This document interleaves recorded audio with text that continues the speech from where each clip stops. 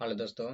आज हम लोग क्लास टेंथ के संस्कृत का model set number 3, model set number कितना 3 देखेंगे, जो एग्जाम के लिए काफ़ी महत्वपूर्ण है। एग्जाम में बार बार पूछा जाता है। चलिए देर न करते हुए शुरू करते हैं। यदि आप लोग इसका आंसर जानते हैं तो पहले बताने का प्रयास कीजिएगा। पहला क्वेश्चन है, पाटलिपुत्र का बुद्ध काल में नाम क्या था? पाटलिपुत्र का जो है बुद्ध काल में नाम क्या था? पाटलिपुत्र का बुद्ध काल के समय क्या नाम था? तो क्या था? तो पाटलीग्राम। क्या था? पाटलीग्राम। चलिए आगे बढ़ते हैं अगले क्वेश्चन की ओर।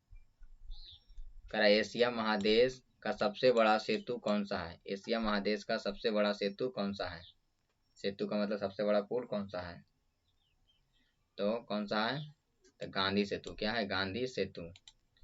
चलिए आगे बढ़ते हैं अगले क्वेश्चन की ओर। कौमुदी महोत्सव कहाँ मनाया जाता है? कौमुदी महोत्सव जो होता है वह कहाँ मनाया जाता है? तो कहाँ मनाते हैं? तो पटना में। कहाँ मनाते हैं? पटना में।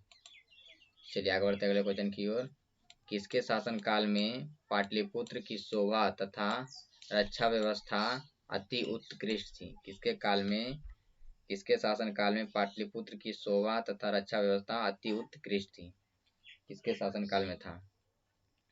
तो किसके शासनकाल में था? चंद्रगुप्त मौर्य के शासनकाल में। चलिए आगे बढ़ते हैं अगले क्वेश्चन की ओर। बनावटी आलस्य दिखाकर कौन भोजन ग्रहण करते थे? बनावटी आलसी दिखाकर कौन भोजन को ग्रहण कर लेते थे? तो कौन लोग? तो धूर्त लोग। कौन लोग? धूर्त लोग अर्थात लालची लोग। चलिए आगे बढ़ते हैं अगले क्वेश्चन की ओर। अलस कथा के अंतर्गत मिथिला के मंत्री कौन थे? अलस कथा के अंतर्गत मिथिला के मंत्री कौन थे? तो कौन थे? वीरेश्वर। कौन थे? मिथिला के मंत्री कौन थे? वीरेश्वर। चलिए आगे बढ़ते हैं अगले क्वेश्चन की ओर। 4 आलसियों को कैसे बाहर निकाला गया? 4 आलसियों को कैसे बाहर किया गया? क्या पकड़कर बाहर किया गया था? तो किसका पकड़ा था? केस पकड़कर। क्या पकड़कर? केस पकड़कर। चलिए आगे बढ़ते हैं अगले क्वेश्चन की ओर। घर में आग को देखकर कौन लोग पलायन हो गए? पलायन का मतलब भाग गए। घर में आग को देखकर कौन लोग भाग गए थे? कौन लोग भाग गए थे? तो कौन लोग भागे थे? तो धूर्त लोग। कौन लोग भागे थे? धूर्त लोग भाग गए थे। अब कौन लोग नहीं भागे थे? तो आलसी लोग नहीं भागे थे। चलिए आगे बढ़ते हैं अगले क्वेश्चन की ओर। स्थिति सौकर्य मूला ही न धावंती जनता, यह युक्ति किस पाठ से संकलित है? यह युक्ति जो है किस पाठ से संकलित है? तो किस पाठ से संकलित है? तो अलस कथा। किससे? अलस कथा से। चलिए आगे बढ़ते हैं अगले क्वेश्चन की ओर। अपनी भूख मिटाने के लिए कौन जो है कुछ भी नहीं करता है? अपनी भूख मिटाने के लिए कौन कुछ भी नहीं करता है? तो कौन नहीं कुछ करता है? तो आलसी लोग। कौन लोग? आलसी लोग। चलिए आगे बढ़ते हैं अगले क्वेश्चन की ओर। अलस कथा पाठ में किस ग्रंथ से संग्रहित है? अलस कथा पाठ जो है वह किस ग्रंथ से संग्रहित है? किस ग्रंथ से लिया गया है? किस ग्रंथ से लिया गया है? ये सभी एग्जाम में काफी महत्वपूर्ण प्रश्न है, बहुत बार पूछा हुआ है। तो किस ग्रंथ संग्रहित है? पुरुष परीक्षा से। किससे? पुरुष परीक्षा से। किसे? पुरुष परीक्षा से। चलिए आगे बढ़ते हैं अगले क्वेश्चन की ओर। अलसशाला में आग लगने पर कितने लोग नहीं भागे? अलसशाला में जब आग लगाया गया था तो कई लोग नहीं भागे थे? कितने लोग नहीं भागे थे? तो कितने लोग? तो 4 लोग। कितने लोग नहीं भागे थे? 4 लोग। चलिए आगे बढ़ते हैं अगले क्वेश्चन की ओर। संसार में बच्चों का सच्चा रक्षक कौन होता है? संसार में बच्चों का सच्चा रक्षक कौन होता है? तो कौन होती है? तो माता। कौन होती है? माता। चलिए आगे बढ़ते हैं अगले क्वेश्चन की ओर। अलस कथा के रचयिता कौन है? अलस कथा के रचयिता कौन है? कौन है? तो विद्यापति। कौन है? विद्यापति। चलिए आगे बढ़ते हैं अगले क्वेश्चन की ओर। वीरेश्वर कौन था? वीरेश्वर जो था वह कौन था? तो वीरेश्वर कौन था? तो मिथिला का मंत्री। वीरेश्वर कौन था? मिथिला का मंत्री। चलिए आगे बढ़ते अगले क्वेश्चन की ओर। अलसाला में आग क्यों लगाई गई? अलसाला में आग क्यों लगाई गई? क्यों लगाया गया था? तो आलसियों की परीक्षा लेने के लिए। आलसियों की परीक्षा लेने के लिए। चलिए आगे बढ़ते हैं अगले क्वेश्चन की ओर। मिथिला का मंत्री कौन था? मिथिला का मंत्री जो था वह कौन था? कौन था? वीरेश्वर। मिथिला का मंत्री कौन था? वीरेश्वर।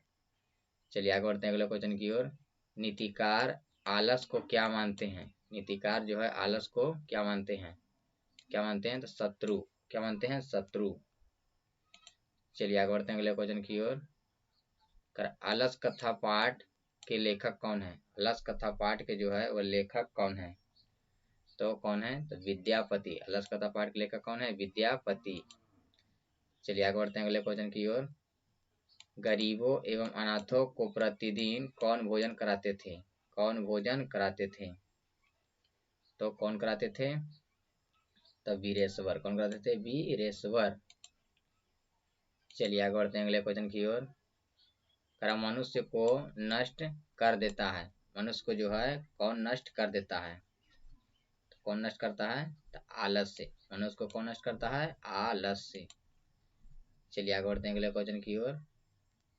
अलस कथा पाठ में किस दोष का वर्णन किया गया है? अलस कथा पाठ जो है वह उसमें किस दोष का वर्णन किया गया है?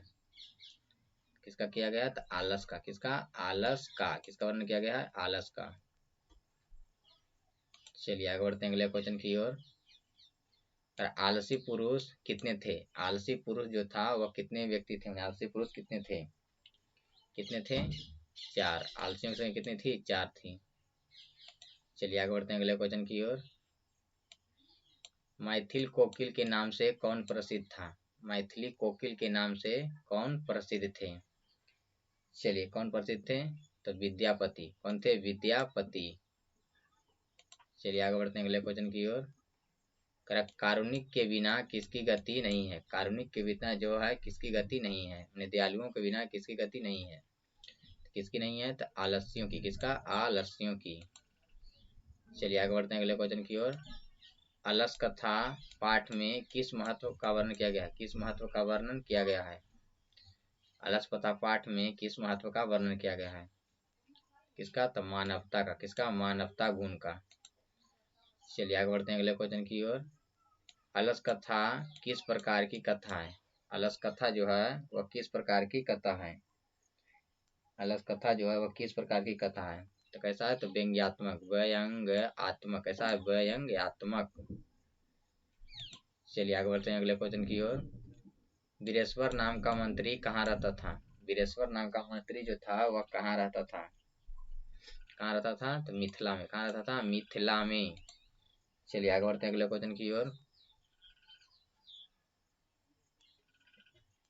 अथर्ववेद में कितनी मंत्र दर्शनवती ऋषिकाओं का उल्लेख है? अथर्ववेद में कितनी ऋषिकाओं का उल्लेख है? अथर्ववेद में जो था वह कितनी ऋषिकाओं का उल्लेख है? कितनी? तो 5। कितने? 5 का। चलिए आगे बढ़ते हैं अगले क्वेश्चन की ओर।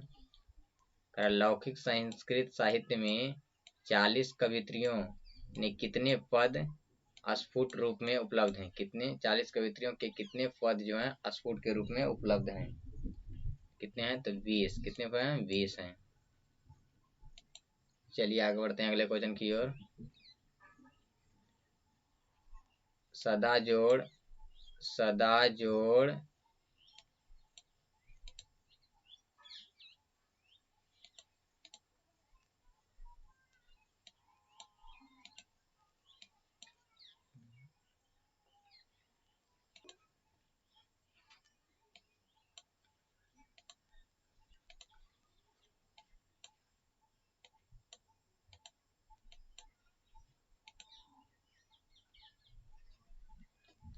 चलिए आगे बढ़ते हैं 31 नंबर क्वेश्चन। सदा जोड़ एव की संधि होगी। सदा जोड़ एव की संधि होगी।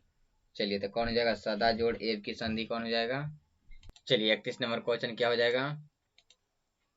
विभेति। विभेति का संधि को जगह उपसर्ग लिखे, विभेति, विभेति पद का उपसर्ग कौन सा है, विभेति पद का उपसर्ग कौन सा है। ये भी एग्जाम में पूछा हुआ है, कौन सी जगह, तो वी, कौन सी जगह, बी, ऑप्शन नंबर सी।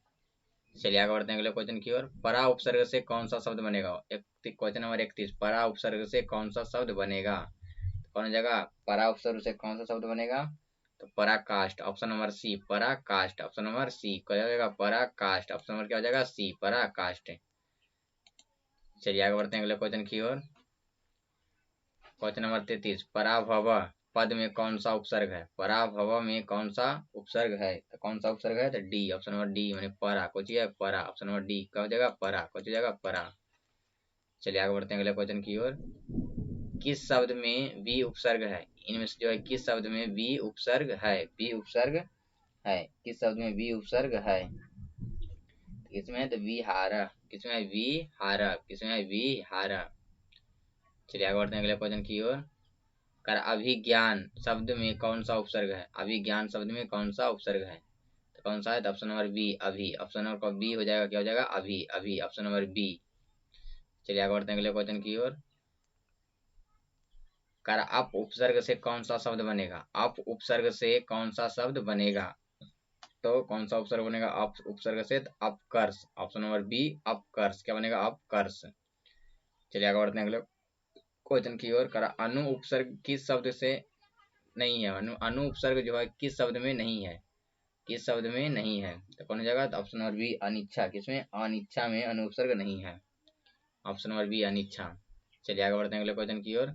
गंगा हिमालयात निसरती, मैंने गंगा हिमालय से निकलती है, निसरती पद में कौन सा उपसर्ग है, निसरती पद में कौन सा उपसर्ग है, तो कौन सा है, तो नी, कौन हो जाएगा, नी, ऑप्शन नंबर बी, क्या हो जाएगा, नी। चलिए आगे बढ़ते हैं अगले क्वेश्चन की ओर। करा किस शब्द में परा उपसर्ग है, किस शब्द में परा उपसर्ग है, तो ऑप्शन नंबर ए, पराकाष्ठ, किसमें जाओ, पराकाष्ठ। चलिए आगे बढ़ते हैं अगला क्वेश्चन के। आलोकयति पद में कौन सा उपसर्ग है, आलोकयति में कौन सा उपसर्ग है, तो क्या हो जाएगा, आंग, क्या हो जाएगा, आंग, आंग। बस इतना ही है। आप लोग को ये वीडियो कैसा लगा कमेंट जरूर बताइएगा। मिलेंगे अगले वीडियो में।